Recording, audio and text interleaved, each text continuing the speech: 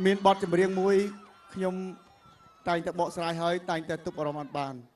ប៉ុន្តែពេលនេះខ្ញុំព្យាយាមថាថ្ងៃនេះបកស្រាយឲ្យបានល្អ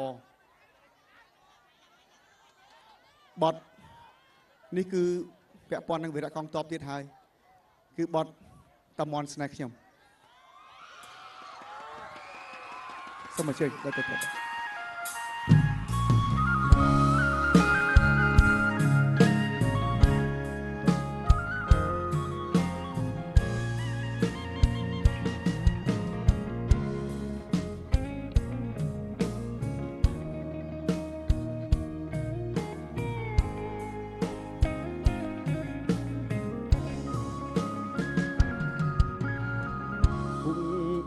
មានជ័យទឹកដីជា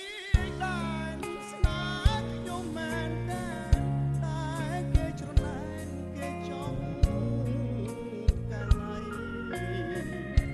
ប្រវត្តិជូចត់បងហើយនឹងស្រីតស៊ូចាប់ដៃសច្ចាឡើយតែគេចង់ក្បែរស្និទ្ធថែនោះ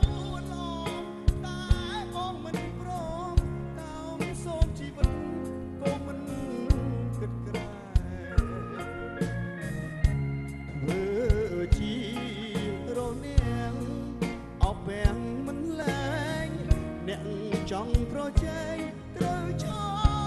លប្រាថ្នាជួបភ្នំដងរែកបន្ទាយអំពើអូនគុំមិនទៅថាបងសាវាអូដាច់ស្លាប់រស់មិនអើយអ្នកណាយកស្រង់ជីវ៉ាចេញពីទ្រូងតាមនគេចង់អប់ស្រីទាំងដឹងថាថ្លៃទាំងពិតរូបស្រីជាគូស្នេហ៍បងមេបានឹងតាក្របីជាសាក់សីផងបងទឹកបងមន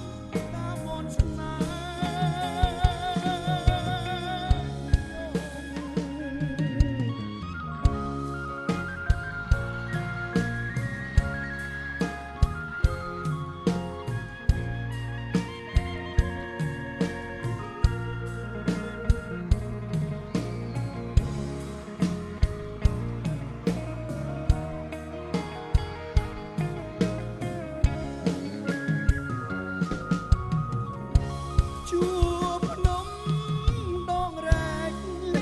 បន្ទាយអំពើ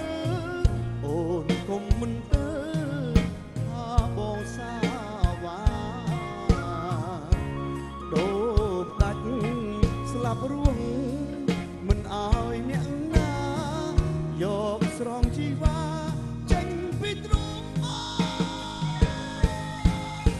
ប្រាសាទតាមនគេចង់បំភ្លៃ